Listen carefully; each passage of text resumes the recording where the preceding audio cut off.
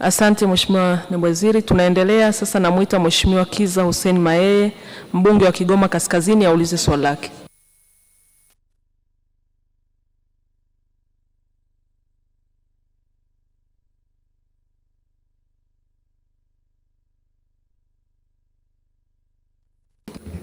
Mheshimiwa Mwenyekiti, serikali kupitia TPA ilifanya tathmini ya madhara yaliyosababishwa na athari za mabadiliko ya tabia nchi, hususani kuongezeka kwa vina vya maji katika maziwa yote ya Victoria, Tanganyika na Nyasa, ambapo baadhi ya bandari kama Ujiji na Kibirizi ziliathirika. Mheshimiwa Mwenyekiti, kwa sasa TPA imeanza kazi za ukarabati na kuweka miundombinu mbadala ili bandari hizo za Kibirizi na Ujiji zirejee kufanya kazi kama ilivyokuwa awali 2026. Asante Mheshimiwa Mayeye, maswali ya nyongeza. Asante Mheshimiwa Mwenyekiti. Bandari ya Ujiji na Kibirizi ina mahusiano ya moja kwa moja na bandari ndogo ya Kagunga ambayo iko mpakani mwa Burundi na Tanzania.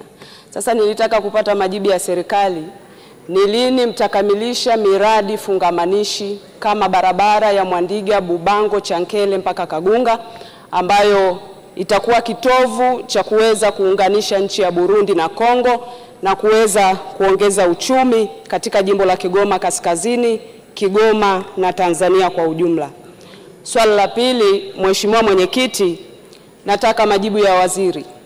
Mmekuwa mkihusisha sekta binafsi katika uwekezaji wa bandari, kwa mfano Kigoma, Dar es Salaam na maeneo mengine. Taifa limenufaika na nini katika kuwashirikisha sekta binafsi? Asante. Majibu Mheshimiwa Naibu Waziri. Mheshimiwa Mwenyekiti, nampongeza Mheshimiwa Mayeye kwa maswali yake na uzalendo wake kwa taifa lake, jinsi anavyosimamia miundombinu na kuunga mkono kazi ya Dr. Samia Suluhu Hassan. Ni wabunge wachache wanaweza kuelewa mchango ambao Mheshimiwa Rais anautoa kwa taifa letu. Kwa muda mrefu wabunge kutoka mkoa wa Katavi, Rukwa na Kigoma wamepiga kelele kuzitaka serikali zote kuanzia ya kwanza mpaka sasa ziboreshe ziwa Tanganyika, kwa sababu ziwa Tanganyika ni uchumi, ni maisha, ni ulinzi na ni ajira kwa vijana. Mheshimiwa Mwenyekiti, napenda kumtaarifu Mheshimiwa Mayeye, na kwa yeye ni shahidi, Dr. Samia Suluhu Hassan ana miaka 4 tu, lakini mambo aliyoyafanya kwenye eneo hilo ni ya kipekee. Ukiacha SGR anayoijenga kuipeleka mpaka Kigoma ili kuhakikisha kwamba Kigoma inafunguka, ukiacha meli anazokarabati ikiwemo MV Liemba ambayo inakaribia 40%, MV Mwongozo ambayo ipo kwenye mpango wa manunuzi, MT Sangara meli ya mafuta inayofanya kazi, ukiacha kiwanda cha meli kinachojengwa pale Katabe pale Kigoma, bado Dr. Samia hajawaacha wana Kigoma pamoja na ziwa Tanganyika kwa ujumla, kwa sababu ni yeye ameidhinisha mradi mkubwa wa maboresho ya bandari 3 Kibirizi, Kigoma na Ujiji, na akapeleka fedha bilioni 32.5 ambazo zimeboresha maeneo yale. Kama haitoshi, serikali hii kwa kutambua umuhimu wa bandari ya Kagunga ilipeleka pesa bilioni 3 na kidogo, na tayari tumeshakamilisha pale gati ya mita 50 na kadhalika. Nakubaliana naye, ni kweli kabisa, ili mradi wa bandari ya Kagunga uweze kuwa na tija kwa taifa letu na wananchi wa Kigoma ambao naamini wanafuatilia, ni lazima ufungamanishwe na miradi ya soko pamoja na barabara aliyoitaja, na serikali kuitambua hilo tayari imekwishaanza. Kwa upande wa soko, wenzetu wa TAMISEMI wametenga bilioni 2.3 na wameshamlipa mkandarasi milioni 222 kuhakikisha kwamba soko linajengwa, na faida soko lile linakwenda kufungua bandari. Watakuja wenzetu wa Kongo, watakuja watu wa Burundi, watakuja eneo lile kwenye bandari na bandari tutafanya kazi. Lakini pia barabara hii aliyoitaja ya Mwandiga, Chankele, Mwamgongo pamoja na Kagunga yenye urefu wa kilomita takriban 65, serikali imekwishaanza kufanya kazi, imejenga kilomita 18 ili bandari hili iweze kufunguka. Ni mwahidi Mheshimiwa mbunge wa Nasubira na wabunge wote wa Kigoma, Dr. Samia Suluhu Hassan anakwenda kuendelea kuimarisha na kuleta mapinduzi makubwa kwenye mkoa wa Kigoma. Asante Mheshimiwa Naibu Waziri. Asante kwa majibu yako. Tunaendelea sasa, namuita Mheshimiwa Florence Laurent Kiombo, mbunge wa Misenyi, aulize swali lake.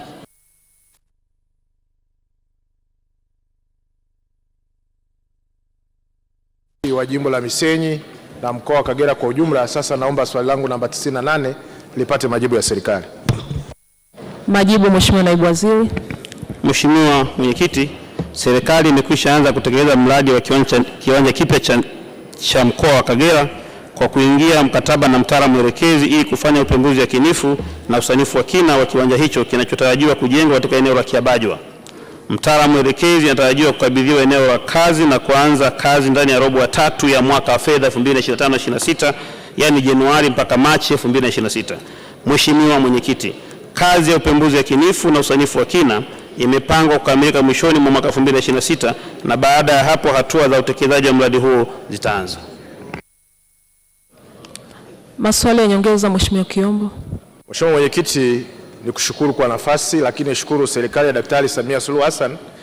Wakati wa kampeni, Mheshimiwa Rais aliahidi wananchi wa Misenyi na mkoa wa Kagera kwa ujumla, kwanza ndani ya siku 100 ataanza utekelezaji wa mradi huo, na sasa ni ushuhuda kutokana na majibu ya serikali. Ndani ya siku 100 mtaalamu mwelekezi alishafika site na kuanza upembuzi.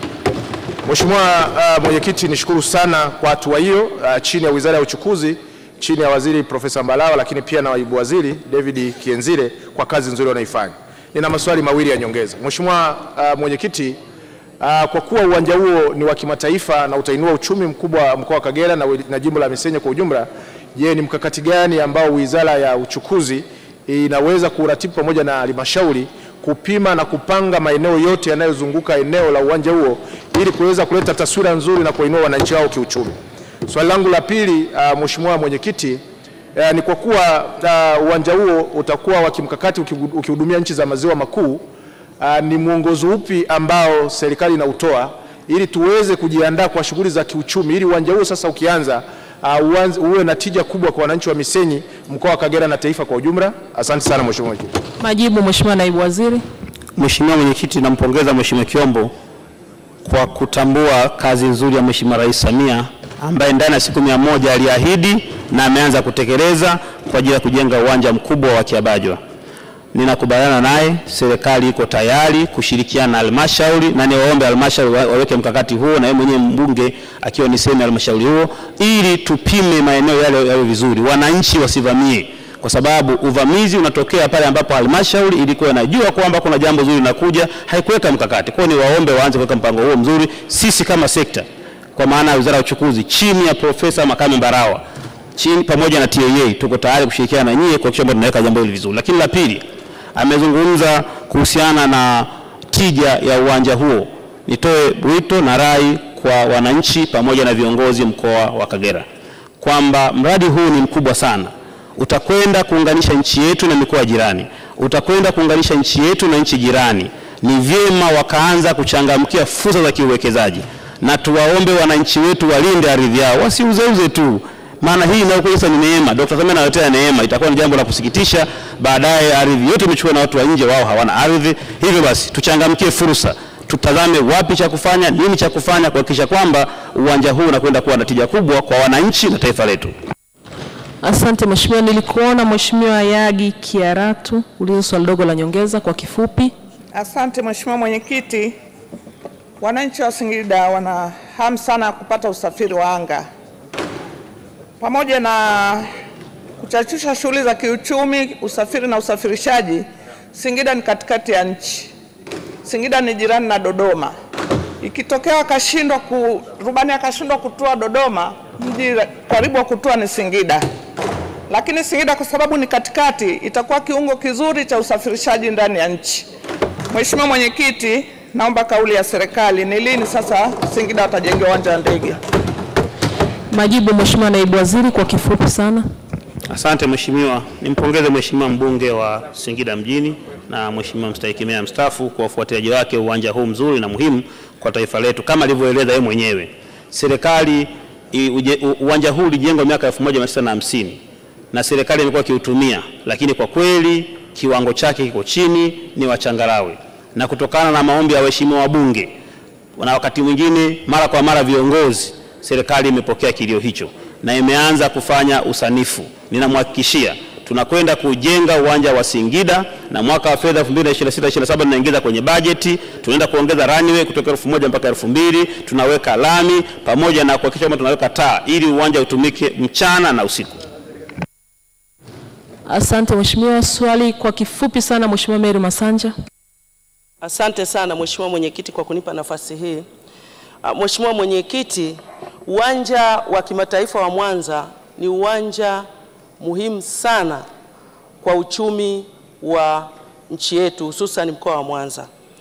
Mheshimiwa Mwenyekiti, uwanja huu mpaka sasa haujakamilika, na ukizingatia uwanja huu ni wa muhimu kwa kutumia, kwa kuwa tuko karibu sana na hifadhi ya Serengeti, ni kilomita 130 tu. Je, ni lini sasa serikali itakamilisha uwanja huu ili angalau wananchi wa mkoa wa Mwanza waanze kufaidika na uchumi unaotokana na masuala ya utalii?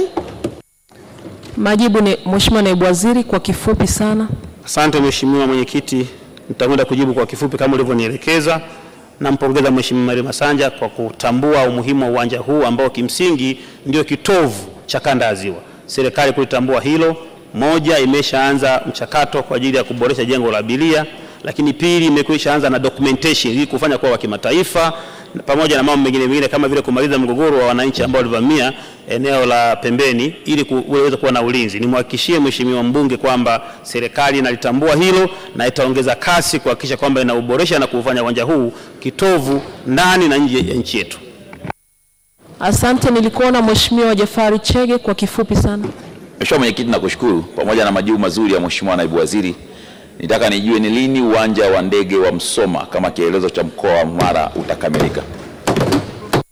Majibu Mheshimiwa Naibu Waziri, kwa kifupi. Mheshimiwa Mwenyekiti, serikali kwa kutambua umuhimu wa mkoa wa Mara ilianza ujenzi wa uwanja wa ndege wa Mara, na pale serikali inajenga runway kwa maana njia ya kuruka na kutoa ndege, inajenga na majengo mbalimbali. Tayari runway imekwisha kamilika. Tunakwenda kumalizia majengo yaliyobakia, na nilisema, naomba kurejea kauli yangu niliyotoa siku 5-6 zilizopita kwamba kuanzia mwezi ujao au unaofuatia serikali ina mpango wa kuanza kufanya testing ya ndege, shirika letu la ndege ya ATCL kwenye viwanja vitatu: uwanja wa Musoma, uwanja wa Shinyanga na uwanja wa Sumbawanga. Hii ni kuthibitisha dhamira ya Dr. Samia kwamba ameamua kuitendea haki nchi hii kwenye sekta ya anga.